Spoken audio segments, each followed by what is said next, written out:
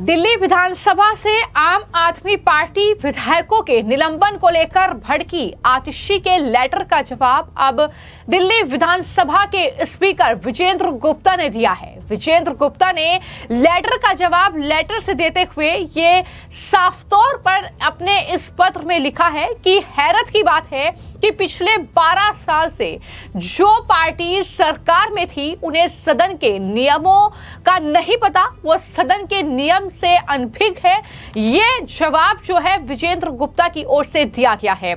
आपको मैं जानकारी दे दूं कि आतिशी जो कि नेता प्रतिपक्ष हैं, उनकी तरफ से लेटर लिखा गया था विधानसभा के स्पीकर विजेंद्र गुप्ता को, जिसमें उन्होंने ये कहा था कि हमारे साथ अन्याय हुआ है, हमें इस तरीके से सदन से निलंबित कर दिया गया, ये लोकतंत्र पर प्रहार है और तमाम बातें उन्होंने लिखी, निष्पक्ष कार्रवाई की मांग की। लेकिन अब जो विधानसभा के स्पीकर है विजेंद्र गुप्ता, उनका जवाब सामने आया है और उन्होंने जवाब देते हुए ये साफ तौर पर लिखा है कि विपक्ष सदन में कार्य संचालन से संबंधित जो नियम है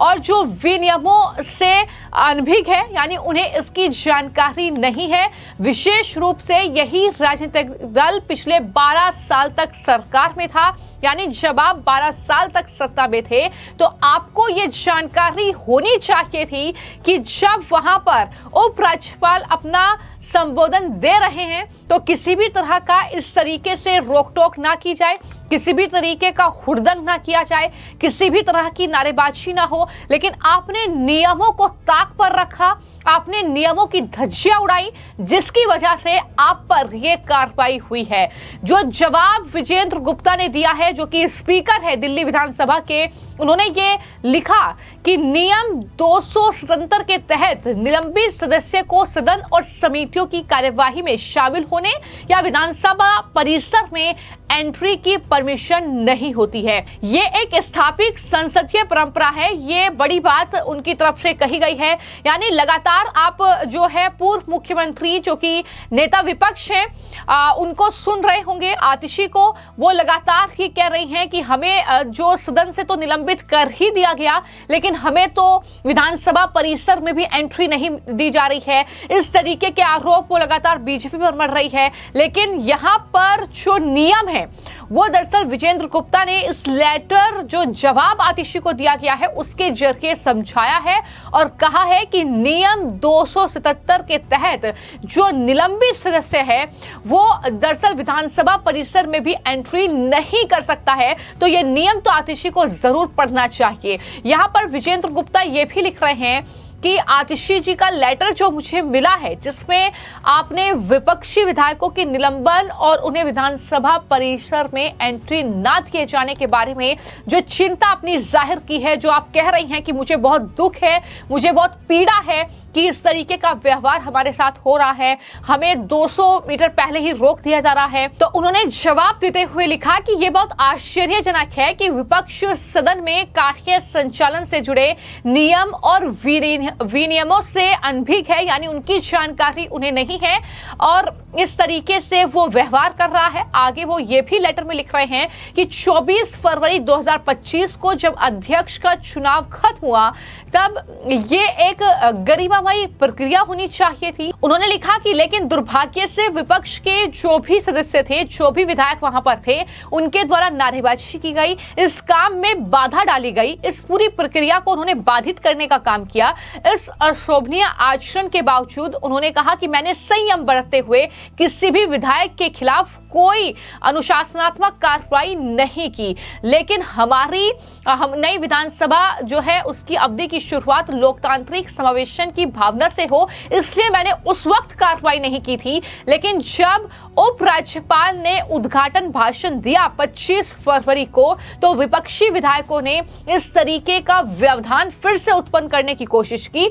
जिससे उपराज्यपाल अपना संबोधन सही ढंग से पूरा नहीं कर सके और ये आचरण 5वीं अनुसूची आचार संहिता नियमावली के स्पष्ट उल्लंघन के अंतर्गत आता है। विशेष रूप से निम्नलिखित प्रावधान के तहत यदि कोई सदस्य उपराज्यपाल के सदन में उपस्थित रहते हुए उनके अभिभाषण में बाधा डालता है चाहे ये भाषण विशेष बिंदु उठाने, वॉकआउट करने या किसी अन्य माध्यम से हो, तो इसे उपराज्यपाल के प्रति अनादर, अवमानना माना जाएगा और इस तरह की कार्रवाई होगी। इस तरीके के आचरण के प्रति ये साफ तौर पर उन्होंने समझाया है कि ये कार्रवाई क्यों की गई है। आप ब्लेम लगा रहे हैं, आप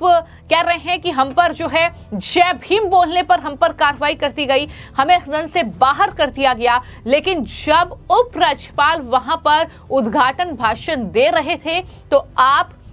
उनके भाषण को सुनने के बजाय जिस तरीके से जय भीम हो या अन्य तरह की नारेबाजी वहां पर कर रहे थे, ये दरअसल जो है अनुशासन आपका सही नहीं था, ये आचरण आपका सही नहीं था और इसे दरअसल अनादर आपने इसके जरिए उपराज्यपाल का किया है और उसी के तहत आप पर यह कार्रवाई हुई है। ये साफ तौर पर जवाब जो है वो स्पीकर विजेंद्र गुप्ता ने दिया है। और जहां तक बात विधानसभा परिसर के बाहर की है, जहां पर आतिशी तमाम अपने विधायकों के साथ लगातार बैठी हुई हैं, लगातार वो धरना प्रदर्शन कर रही हैं, उसको लेकर भी उन्होंने जवाब दिया और ये लिखा कि विधानसभा के नियमों में